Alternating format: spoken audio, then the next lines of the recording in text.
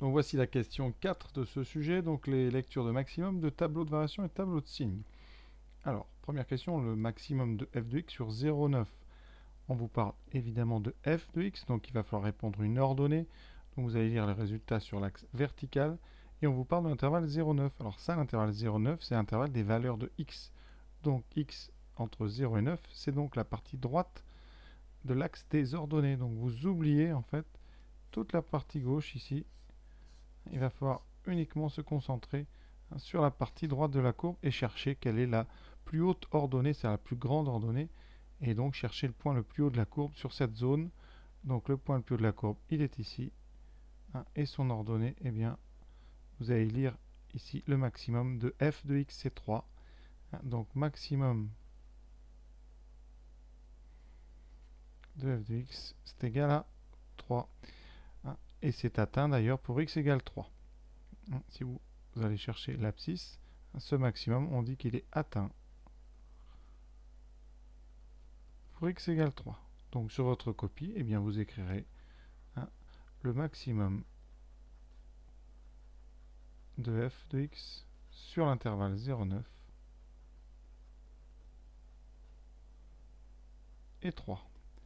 Deuxième question, le minimum de f de x sur l'intervalle moins 6, 0. C'est exactement le même genre de question, mais sur un autre intervalle. Cette fois-ci, on ne conserve que la partie gauche, puisqu'on est de x égale moins 6 à x égale 0.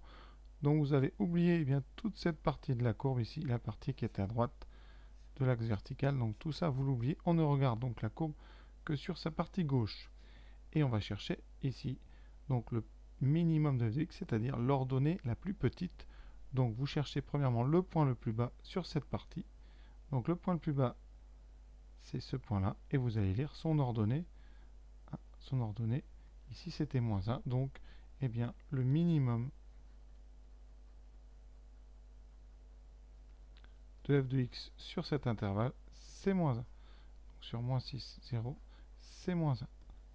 Alors il est à noter que le maximum de f de x sur tout l'intervalle, ça ne serait pas 3, ça serait 4, puisque le point le plus haut de la courbe sur tout l'intervalle de moins 6 à 9 a pour ordonnée 4. Et le minimum d'ailleurs, ce n'est pas moins 1, c'est le point, c'est l'ordonnée du point ici à droite, qui est en moins 2. Donc vous voyez qu'en fonction de l'intervalle, le minimum et le maximum vont changer. Alors maintenant, le tableau de variation, c'est très simple, mais il faut faire les choses dans un ordre vraiment très précis. Première étape, repérer bien, les variations de la courbe, c'est-à-dire les endroits où elle arrête de descendre pour monter et où elle arrête de monter pour descendre. Donc le premier point le plus important, je vais mettre les points en vert, c'est le point de départ. Voilà. Au départ, vous voyez, la courbe descend quand on va vers la droite, et elle arrête de descendre à ce point particulier ici qu'on appelle un sommet. C'est un sommet vers le bas, c'est un creux. Et voilà, donc ça, c'est très important. Ensuite, la courbe monte quand on va vers droite, et vous avez ici un sommet, puisqu'à partir de ce moment, la courbe redescend jusqu'au bout. Donc les 4 points qui vont nous servir à faire le tableau de variation, ce sont les 4 points verts ici, et je vais lire leurs coordonnées. Le premier, c'est le point de coordonnées, donc moins 6, 4. Son abscisse, vous voyez, c'est moins 6. Son ordonnée, c'est 4. Le deuxième, c'est moins 1, moins 1. Le troisième, c'est le point d'abscisse 3 d'ordonnée 3. Et le dernier, 9, moins 2. Voilà, quand on fait un tableau de variation, on va tout simplement inscrire comme un tableau de valeur les 4 points ici qui correspondent à vos sommets. Donc je vais faire le tableau, ça donne ceci. Alors un tableau, vous faites une ligne pour x, une ligne pour f, la ligne pour f un petit peu plus haute que la ligne pour x. Alors en x, on va inscrire les premières valeurs de x qui nous intéressent, c'est donc l'ordonnée, l'abscisse du premier point, la moins 6. À ce moment-là, votre courbe va descendre, et on va indiquer justement ce mouvement par une flèche qui indique qu'elle est strictement décroissante. Et la valeur ici de l'ordonnée, on part d'une ordonnée égale à 4 pour descendre jusqu'au point ici, moins 1, un point qui aura pour abscisse moins 1 et pour ordonnée moins 1. Et vous voyez qu'on inscrit au fur et à mesure les coordonnées de nos 4 sommets. Le suivant sera donc 3, 3, et il va être au bout d'une flèche qui va monter pour indiquer la croissance de la courbe quand on va vers la droite, et au niveau de l'abscisse 3 et de l'ordonnée 3. Et on continue comme ça de sommet en sommet jusqu'au dernier point ici qui est le point d'abscisse 9. Votre courbe descend et va descendre jusqu'à l'ordonnée moins 2. Voilà, votre tableau de variation est juste et il est terminé. Passons maintenant au tableau de signes. Alors le tableau de signes de f, c'est donc le tableau qui donne le signe des valeurs de f de x en fonction de x.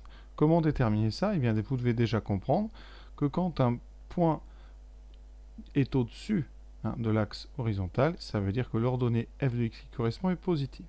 Donc les points importants, ce sont les points qui sont situés sur cet axe horizontal. C'est-à-dire ici, les solutions, les points qui sont utiles pour résoudre l'équation f de x égale 0, c'est-à-dire ici, mes 3 points d'abscisse moins 3, 0 et 8, dont on a déjà parlé dans le sujet dans la question 2.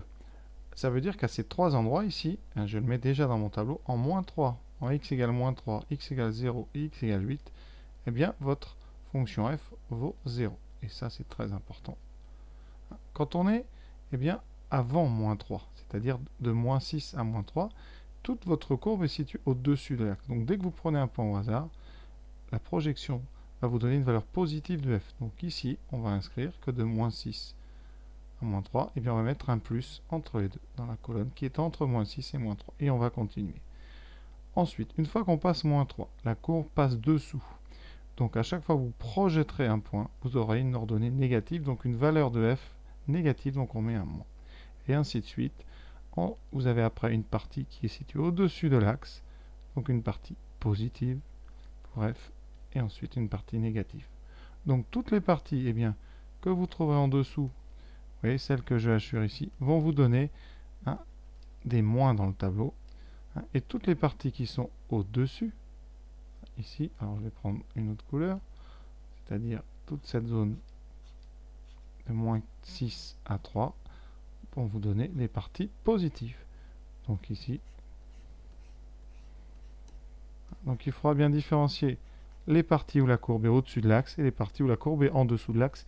Et une fois que vous avez ça, vous avez votre tableau qui va se dessiner plus 0, moins 0, plus 0, moins. C'est exactement ce que vous avez dans le tableau de signes que j'ai dessiné en bas à gauche. Voilà, cette question est terminée.